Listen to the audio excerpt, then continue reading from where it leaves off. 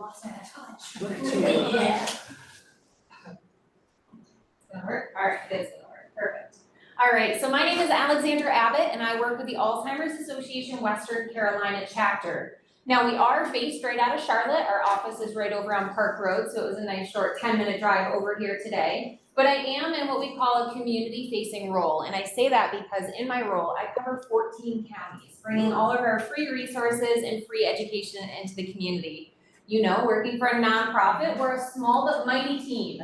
So there are 4 of us across the state that work to provide our free education programs to our local community. And between the 4 of us, we cover all 100 counties. So I have one of the smallest portfolios among us, but I'm very grateful to have the opportunity to meet with all of you today. As you know, CART Fund is just such an incredible thing that Rotary clubs do in North Carolina. So it's easy to see how there's a natural marry between the Alzheimer's Association and Rotary clubs.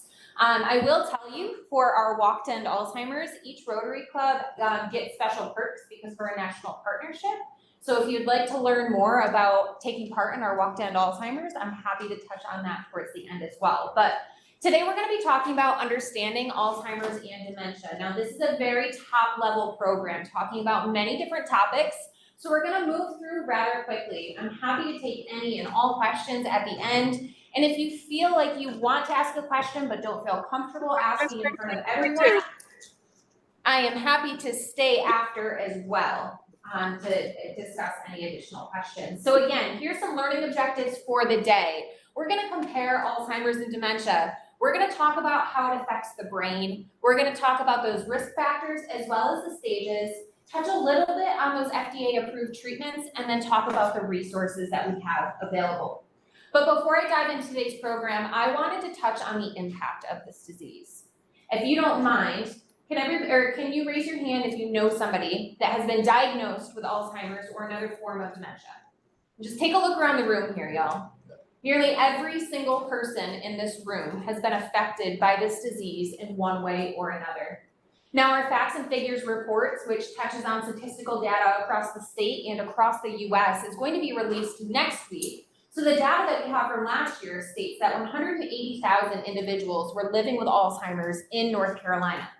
Now keep in mind that that number encompasses those who have been diagnosed with the disease and those that are diagnosed with specifically Alzheimer's. So that number realistically would be much larger if we talked about individuals that had not been diagnosed, don't have access to medical care, or are living at home alone and don't have family members checking in on them. So let's talk about the terms. Hold on.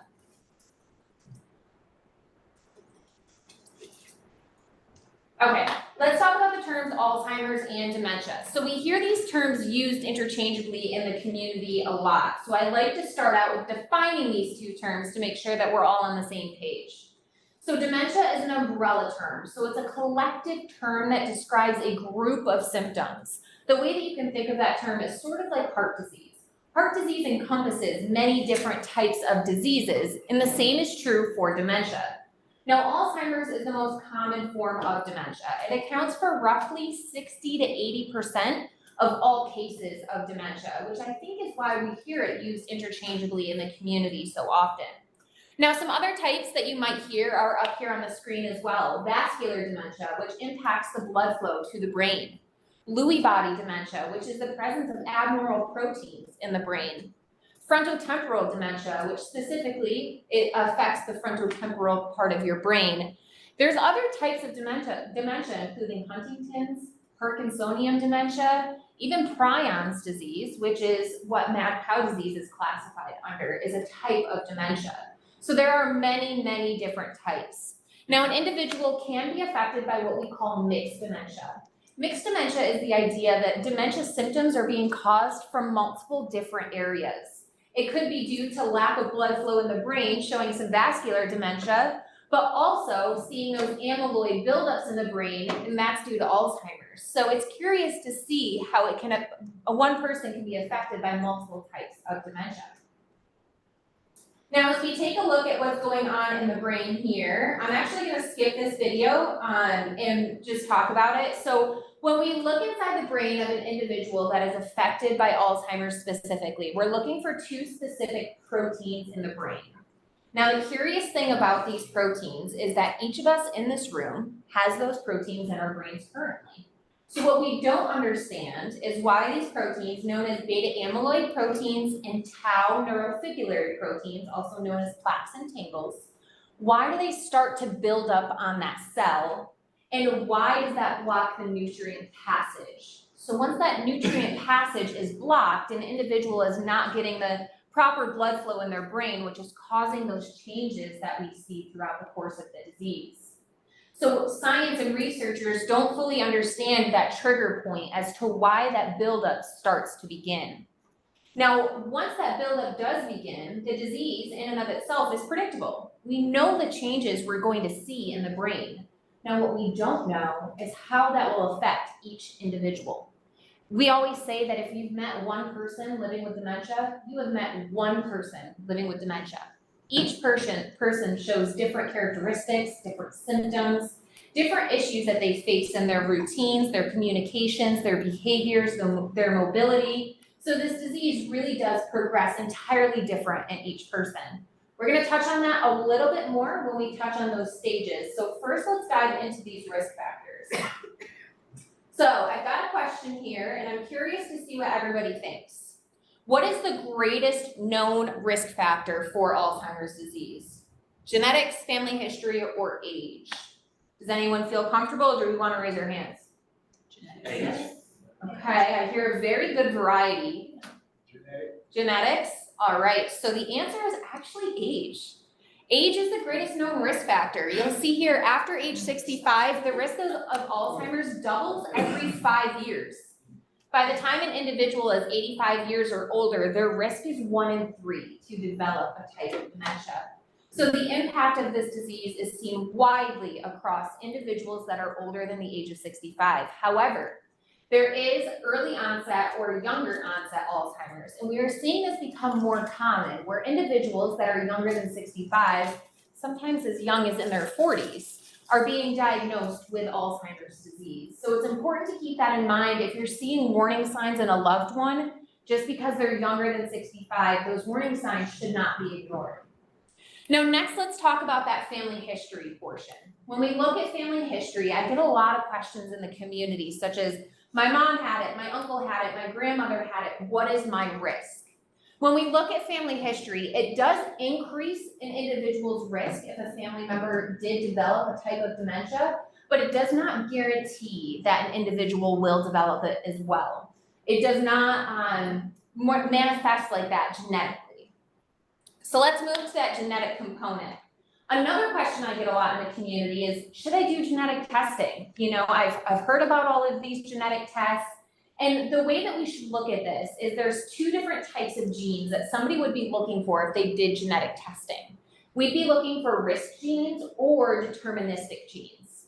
So let's start first with those risk genes. An example of a risk gene would be the APOE-4 gene. Now, if an individual does carry that gene, it increases their risk anywhere from 15 to 25%. But again, it does not guarantee that an individual will develop it. Now, as we switch gears and we look at those deterministic genes, we are seeing that individuals that do carry a specific deterministic gene, it does increase it does determine that an individual will develop Alzheimer's or another form of dementia. Now, I want to put everybody's mind at ease here, because when people hear that, they kind of, a little bit, that affects less than 1% of the entire world population. So those deterministic genes are extremely rare. Now, if you are worried about your family history, if you are worried about your personal risk, it's important to look into what we refer to as a baseline cognitive assessment. A baseline cognitive assessment is the idea of getting a cognitive assessment done sooner than later. Now, there may be no changes now or in 10 years, but let's say there is a change 7 years down the line. Your doctor has some test results to look back on and say, so there's not a change in your cognitive assessment. Let's explore the quality of your sleep. Let's explore any medication interactions that could be going on. Let's explore your mental health. But if there is a change, then we know how to navigate those next steps. So it's important to look into the idea of a baseline cognitive assessment.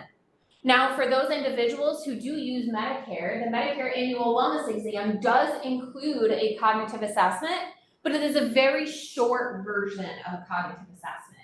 So if you truly are carrying a lot of stress and worry surrounding the idea of Alzheimer's or dementia, I highly recommend talking to your primary care physician and seeing if you can get a full cognitive assessment covered and completed.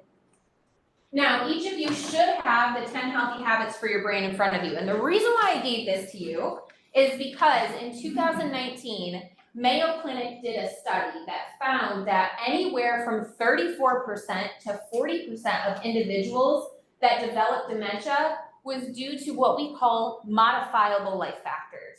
So let's take a step back. These two factors, not modifiable. We can't change our genes, we can't change our family history. Some people are predisposed to different diseases, different types of aging due to those non-modifiable risk factors. So these are the ones that are modifiable because we can exercise some control over these factors. So I want to explore a few of these with you. My favorite one to explore is the idea of challenging your mind. So how many people in here like word games, like word search, crossword, anything like that? Every morning. Okay, so you kind of get used to the flow of the game, right? Even though it's a new game every time, it's a different puzzle every time, you know the rules, you understand the way it goes. Let's say you're doing crossword, you do the easy ones first and then fill in the hard ones once you get some hints. It's not really challenging anymore. No matter how hard the puzzle is, you understand the concept of the game. So challenging your brain means trying something new, something outside your comfort zone. So learning a new instrument, learning a language, learning a new hobby, trying new puzzles that are outside your comfort zone. Maybe you switch to number puzzles, even though you've never been a number person before. Maybe the genre of book that you always choose is no longer challenging because you're just used to the way those authors write. Switch it up and try a more challenging book, something that truly exercises your mind. Now, the importance behind this is very interesting to me because research has shown that individuals that do make an attempt to challenge their brain has shown that they can actually build additional neurons in their brain. So we have about 100 billion neurons in our brains currently that are shaped like branches and networks and pathways through our brain. We can actually enhance those. We are also seeing that challenging our brain increases blood flow to the brain as well, which, as we know, is a good thing. Now, the other one on here is moving our bodies, or the idea of just exercise in general. Now, the reason why this one is important is because our heart health and our brain health are interconnected. Sometimes it's easy to forget how interconnected everything in our body is. But let's think for a second. The heart pumps blood every second of every day. 20 to 25% of all of the blood pumped goes directly to nourishing and fueling our brains.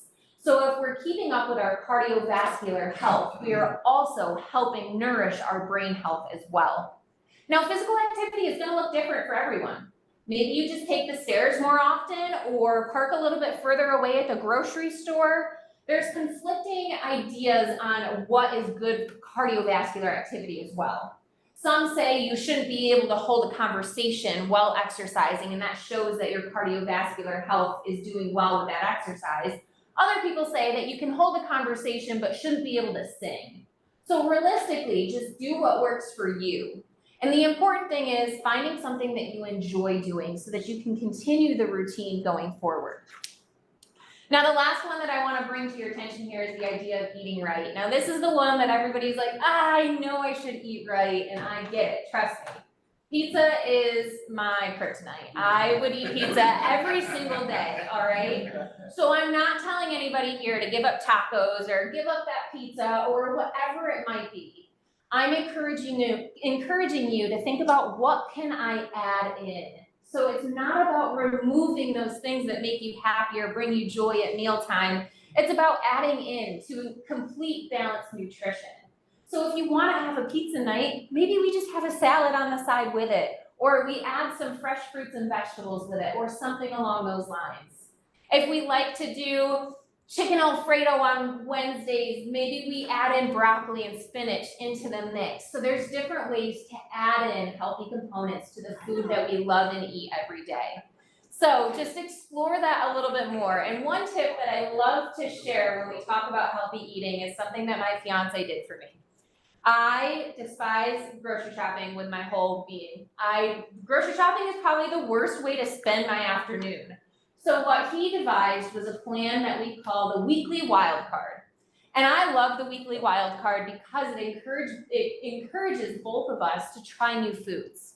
So we try to keep it healthy with the occasional pack of Oreos or something in there. But we try to keep it healthy with new vegetables or fruits that we either have never tried or haven't had in a while. Then we pick a new recipe to go with that ingredient. So not only are we challenging our brains with a new recipe, we're eating healthy, we're socializing and spending time together, and that ultimately is part of self-care, which filters into the idea of mental health. So it's really bringing together many components of taking care of our brains.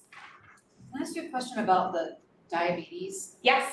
So you hear the crazy stuff on social media, but there was a guy, it was a TikTok video, and he was saying that Alzheimer's is just, a resistance to insulin, type 3 diabetes, and so it's more like about trying to find ways to allow insulin to get to this, so it's just blocking insulin. So an insulin resistance, that's what he was calling it. Yes. So can you just, I don't have any clue of whether or not No, that's absolutely. I'm happy to explore that with you, but I want to start by framing this conversation talking about populations that are impacted by this disease. Through research, we're seeing that African Americans are 2 times as likely than white Americans to develop a type of dementia. Hispanic and Latino individuals are 1.5 times more likely. And although we don't fully understand this difference that we're seeing, we're thinking that it could potentially have something to do with population health. So higher rates of diabetes we're seeing could potentially raise an individual's risk for developing the disease. Same with cardiovascular diseases. As we just touched on, the idea of our cardiovascular health feeding our brain health, if an individual is dealing with some cardiovascular issues, that could further increase their risk. So that's a great question. We're seeing it as a potential risk factor, but we have not determined that it's a legitimate cause, like the number 1 cause. Now, as we're talking about these populations, it's also important to keep in mind that when we look at the total population currently in the US that are affected by Alzheimer's and dementia, we're seeing that roughly 6.7 million people are living with Alzheimer's currently. 2/3 of them are women. Over 4 million women are currently living with Alzheimer's. Now again, statistically and research-wise, we don't fully understand why we're seeing this come forward in our research, because longevity can only partially explain that difference. So we're working through our research to better understand why women are affected so heavily by this disease. And unfortunately for women, it's kind of a twofold issue as well, because not only are women more likely to be diagnosed with the disease, they are also more likely to be caregivers. So it's important that women take charge of their health and advocate for themselves with their primary doctors, as well as neurologists and whatever tests that you may feel that you need. Oh, we touched on that. Okay, so let's talk about these stages. Before I go to the next slide, has anyone here heard the term MCI? Yes, Yes, okay. Do you care to say what it is? mild cognitive impairment. Mild cognitive impairment. Now, there was a statistic that roughly 39% of individuals have never heard the term mild cognitive impairment. So I wanted to touch on that here today. So this blue spot you'll see here, it says asymptomatic. Now we know asymptomatic means I'm not showing any symptoms, right? Now the curious thing about this asymptomatic stage is through research, we're starting to see that individuals have biological changes in their brain, so that buildup of those plaques and tangles for up to a decade before they start showing signs and symptoms. So again, that just really portrays the importance of taking charge of our brain health. Now, as we look at this yellow spot, we see MCI due to Alzheimer's disease. So mild cognitive impairment due to Alzheimer's disease. But I want to tell you, a lot of older individuals are diagnosed with mild cognitive impairment. Now, for some people, this does not mean they will develop Alzheimer's due to dementia. For some people, they stay in mild cognitive impairment. So not everyone continues into the stages of the disease. But for some people, that is an early stage of cognitive ability loss and the beginning stages of Alzheimer's or another type of dementia. So then we see this continuum further broken down into 3 categories. And I know that there's other organizations and researchers that have multiple stages, but at the association, we recognize 3 stages. Now, although it looks like it's, okay, 1, 2, 3, it looks like you can almost kind of know what an individual is going to face next. Just because there's 3 stages doesn't mean I can neatly place somebody in a box and say this is mild stage. The fact of our brain is that our brains are variable, just like this disease is. It's going to ebb and flow for each individual. There might be parts of an individual that seem to be more so in the mild stage, whereas other parts seem to be in that moderate stage, maybe even tipping into that late stage. So these stages are more so designed to help caregivers prepare for what's to come and to help doctors explain to patients and their families what's to come. So it's more of a guide rather than a very rigid line of stages. So as we explore that mild stage, typically an individual would see very subtle changes. Sometimes, interestingly enough, the individual doesn't see the changes in themselves and they think it's you that's changing. So it's a very curious thing, whereas other people are very well aware of the changes that they're seeing. For those individuals that are very well aware of the changes, you may see increased depression, anxiety, social anxiety. There's a lot of emotional facets that come with those changes. Additionally, let's take, for example, somebody's communication is affected in the mild stage. Anything you see in the mild stage is going to be more pronounced in that moderate stage and again in that late stage. So as we look at communication, let's take, for example, when I was talking to you earlier, we had a very back and forth conversation. That's how our culture is used to a conversation flowing, right? Now imagine you met me today for the very first time this morning and I needed 10 seconds of processing time. You might lean in and say, "Did you hear me?" Or you might repeat the question louder. You might kind of look around for a second, like feeling a little awkward. Now that's when an individual is experiencing those changes and might see that their comfort zone is going to shrink in a little bit. Maybe they stop coming to Rotary. Maybe they stop going to church. Maybe if they're still working, they decide to retire early before people start to notice these changes. So there's a lot of different facets that come along with those early stages. Now, as we move to the moderate stage, again, we're going to see the symptoms that we saw in that mild stage just a bit more pronounced. So again, let's take communication. So you might see an individual start to practice some creative word building. So you might see somebody refer to your watch as a hand clock, or they might refer to a pool as a lake, where realistically, it makes sense. We can understand where that's coming from, but the individual is struggling to come to those words, so you see increased difficulty with word finding. You might see an individual here, if you are a current caregiver, that if they forget where they're going in a sentence, they might want you to step in and fill the sentence in for them. But other individuals, that might increase their frustration. That might increase their social anxiety as well. So it's important to have deep conversations after an individual is diagnosed to better understand what they prefer. Give them a chance to have a voice in their care continuum and how they picture their care in the future as well. So sometimes it can be difficult to have these conversations. No matter how young, how old we are, these conversations are hard to have. So it's important to start them sooner than later. And once we move into that severe or late stage, we're going to see symptoms that interfere with most daily activities of living. So you're going to see an individual may have limited mobility. They may not be able to speak or understand spoken language anymore. You may see that an individual is bedridden, may need help with their feeding, and so on and so forth. So when we look at the communication again, when you communicate with an individual that's in those late stages, there are beautiful ways to communicate still. Because ultimately, no matter where somebody is in the stages of this disease, they deserve dignity and respect because they are an adult, they are still your spouse, they are still your mom, they are still your grandfather, they are still that person. It is the disease that you are seeing through their symptoms. So you can communicate with them through the 5 senses. So a scented lotion hand massage, sitting outside and listening to the birds sing and feeling the breeze on your skin, baking your favorite cookies and the aroma of Christmas in the house. So there's beautiful ways and meaningful ways to connect with loved ones regardless of where they are. Does anybody have questions about the stages right now? Yes. I always have questions.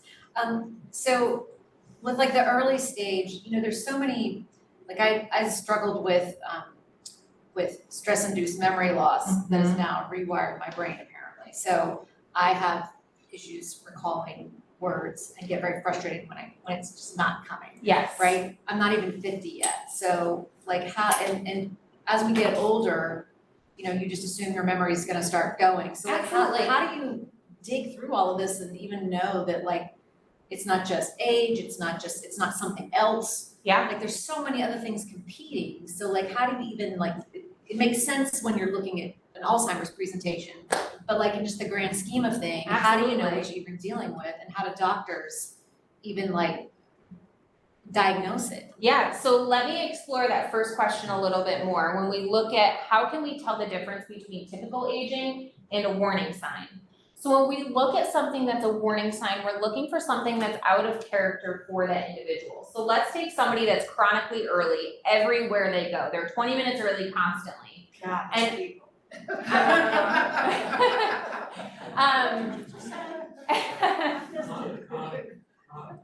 So if somebody is chronically early everywhere they go, and now all of a sudden the past 3, 4, 6 months, you see them trickle in later and later and they don't seem bothered by it. Whereas before, if they were late, you were like, all right, well, they're either pulled over right now by a cop or they're not coming, whatever it might be. So you're looking for something that's out of character for an individual. Another thing that you might be looking for is if you walked into my house and you were thinking I had some early signs and symptoms and you saw clothes and newspapers and mail and everything laying all over the house, you might walk in and say, something's off with Alexandra. Her house is always pristine. But if my fiance lived alone and you walked in and there were clothes and mail laying everywhere, you'd walk in and say, oh, Jake lives here.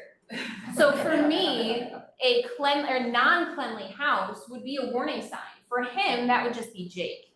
So you're looking for changes in that individual. Maybe mom has been the perfect cook her whole life. She always managed every meal, no matter how many people she was feeding. But all of a sudden, mom's leaving the stove on a little bit more often, and she forgot the eggs in her cookies last time, and now she's trying to cook Thanksgiving dinner, and she seems so incredibly frazzled by all of the recipes in front of her. That's when it might be turning into more so of a warning sign. So I hope that explores that in a little bit more depth for you. Now, as we look at the diagnostic piece, it used to be understood that an individual couldn't be fully diagnosed with absolute certainty until there was an autopsy performed, right? But that is not the truth anymore. We have made incredible advancements in the diagnostic criteria.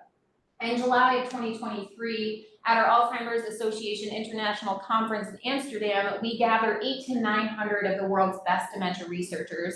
And there's actually some promise coming forward in the idea of a blood test being used in the diagnostic process. So currently, the diagnostic process varies doctor to doctor. Typically, there will be a close peer interview, so a spouse, a partner, a loved one, whoever spends the most time with you, to better understand some of the changes that they may be seeing. There's a medical history, because let's take, for example, if there is a history of strokes, they might look at vascular dementia to see if blood flow to the brain was affected at some point in their life. They're also going to do a cognitive assessment. Now, cognitive assessments vary. Again, there's multiple different types of cognitive assessments. So let's take, for example, the one I'm most familiar with is the MoCA, which is the Montreal Cognitive Assessment. Now, this cognitive assessment is formed in a way that it tests specific parts of your brain. So there's one test in particular that is a jumble of letters and numbers, and the directions are go A, 1, B, 2, C, 3, and it's jumbled everywhere on the page. And what that's actually testing is an individual's ability to multitask. So it actually is looking at their ability to drive. So the tests are designed in a certain way to test an individual's abilities.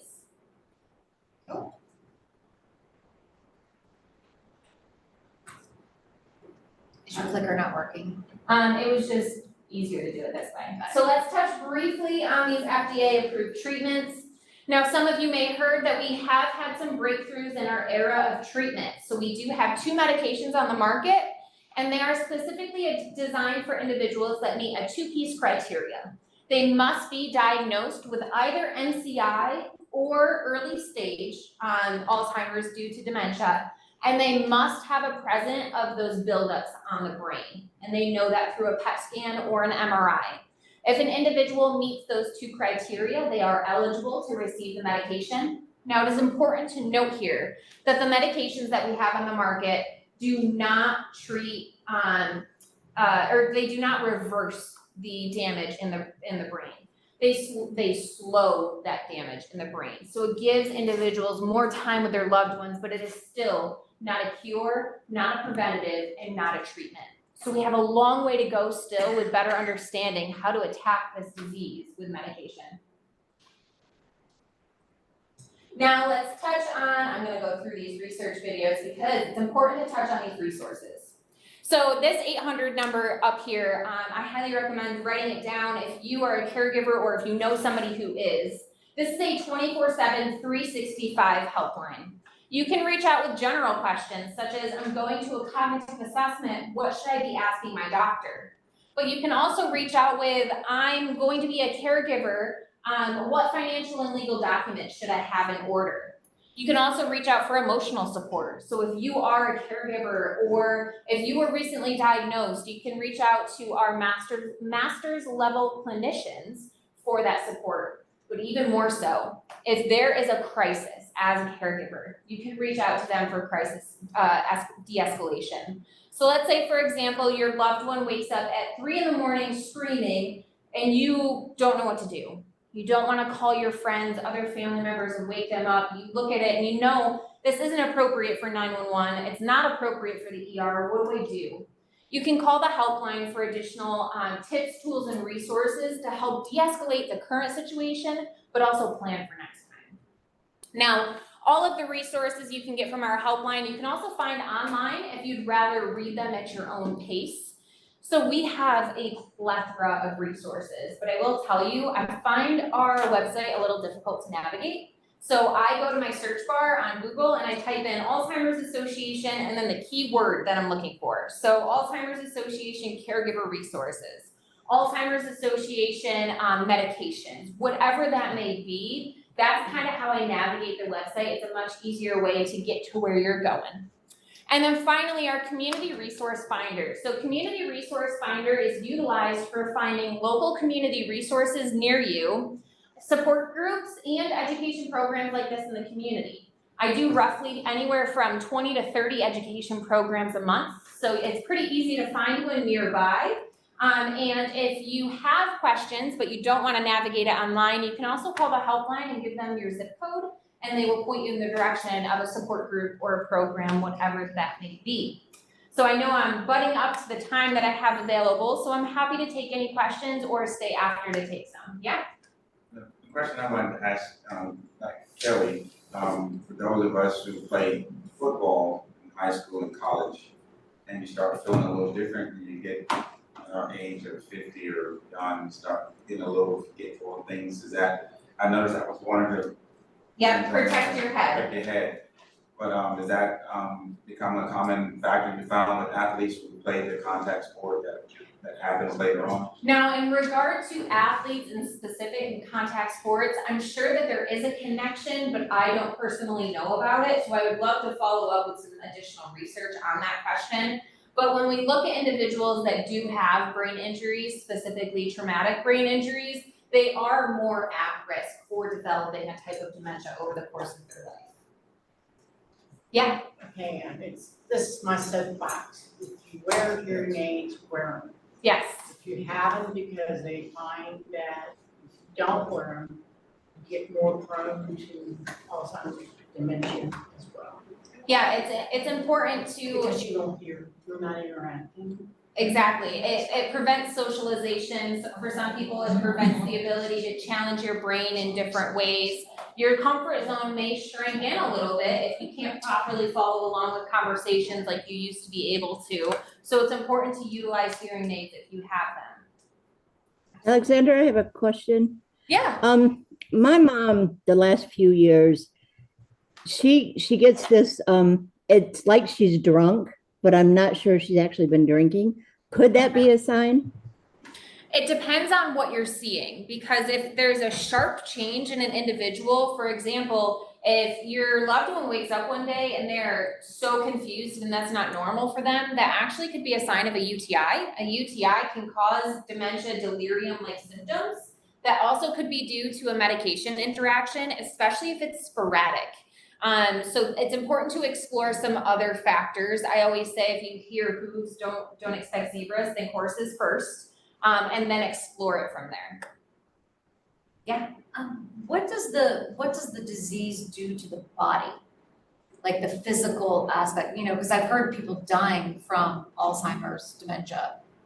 But like, if it's a brain disorder, is it the brain starts shutting down the organs? Like what happens physically? So your brain eventually forgets how to make your body function normally. For some individuals, that means that they are no longer able to swallow.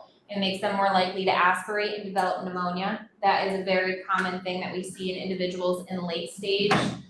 For other individuals, it could be that their breathing is affected.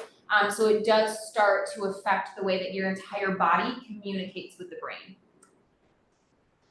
I've heard that broccoli was a particularly good food for brain health. Is that true? Well, I'm sure that it has a lot of vitamins and nutrients that we need and may support a balanced diet. And when we look at the importance of diet, that is included in those modifiable risk factors. So I could see how that's filtered in there somewhere. Now, I wouldn't say everybody should leave here and pick up a broccoli specific diet, but I'm assuming just eating healthy in general is beneficial. Same thing said for blueberries, they're a lot more fun. You mentioned 2 medications Yep. for the early stage. What Yes. is medication? Yeah, so the first one is Leqembi, and the second one starts with a D, but I don't know how to pronounce that one. So Leqembi is not donepezil. Donepezil is one of the earlier classifications of medication. So from the years 1996 to 2014, there were multiple medications put on the market that solely treated the symptoms. Donepezil, Aricept, Namenda, those types of medications. But a doctor that I worked with for an internship, she referred to those as brain vitamins because they don't always work for everybody. And when we take vitamins, we don't take vitamins to heal us from the flu. We take it to hopefully ward the flu off. And that's how those medications are for individuals that are affected by dementia. So the other one that starts with a D, I'm not sure the name of it. They are given infusion center and intravenously. So that is something to explore. And we have seen that a lot of individuals are eligible for the medication but are being blocked from receiving it. So we have resources on our website that describe how to go to the manufacturer to ensure that an individual can receive that medication. Yeah.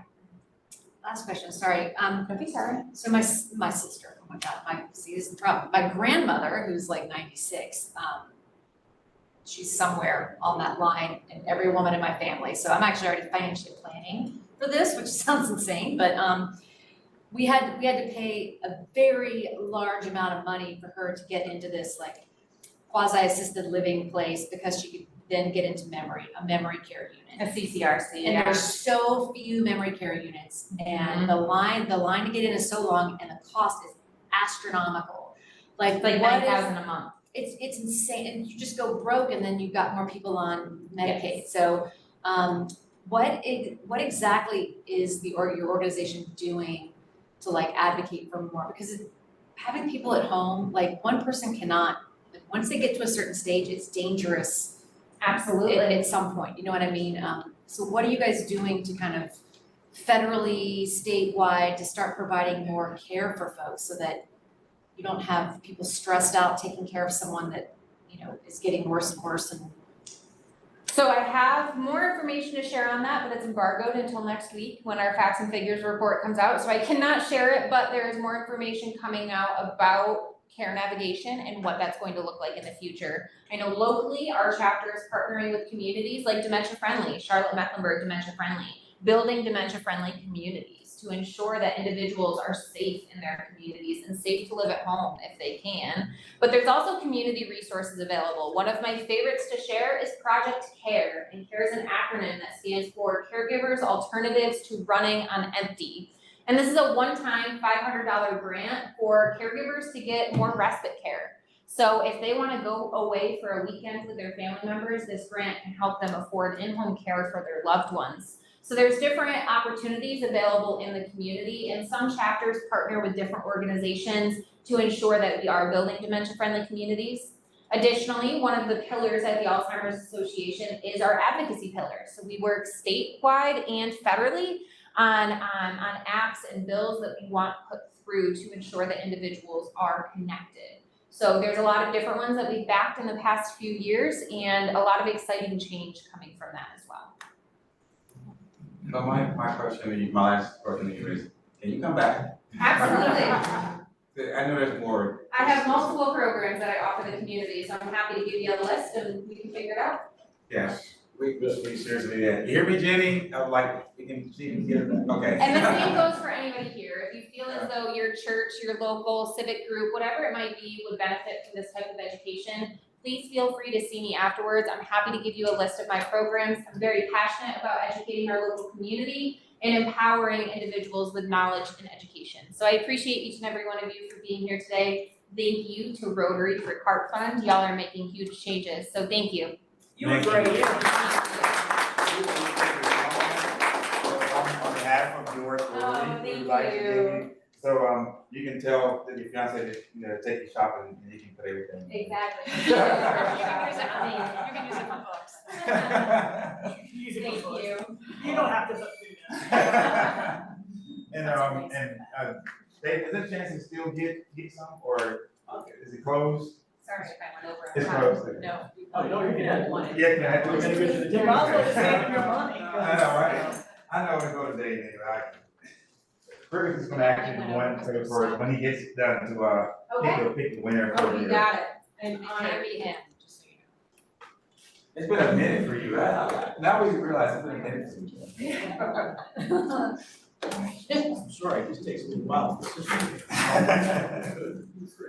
not fair. Thank you for your. I keep these out, I shouldn't put these in. Bob is seriously watching.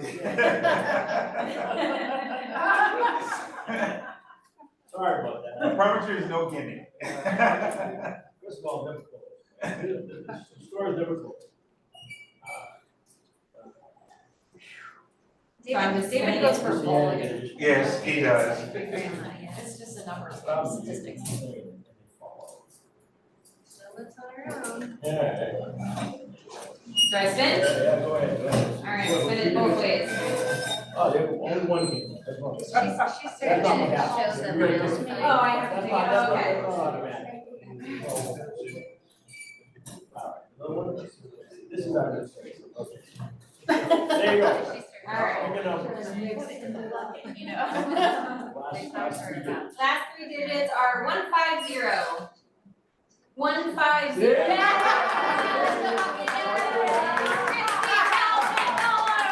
No, yes. It's coming. Today's the day. Yes, it is. I'm gonna give my money to foundation. We're gonna get caught up. What'd you do with the money? He hasn't got it. What'd you do with the money? Dave, he's not gonna let me walk away with it. He's going to Joy. So, It's going to enjoy for that. yes, I give it Joy. So thank you guys. Before we are closing out, Jenny, is there anything you needed to share? I just want to thank Alexandra. We'll be giving a donation to the Alzheimer's Association in your name. So thank you so much. And send me the list and we'll go through it and see what we can have you talk on next.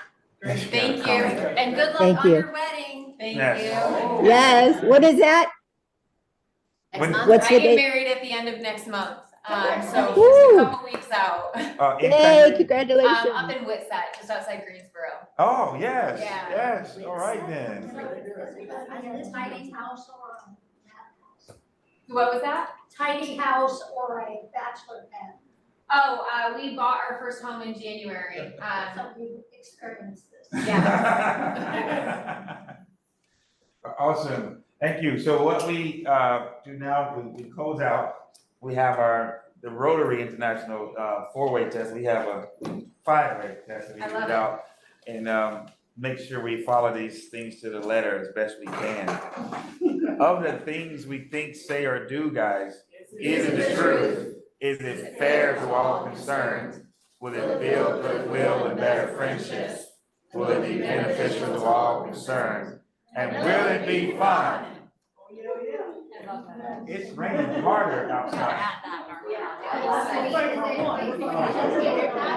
It's so great to see you. I'm so excited right now.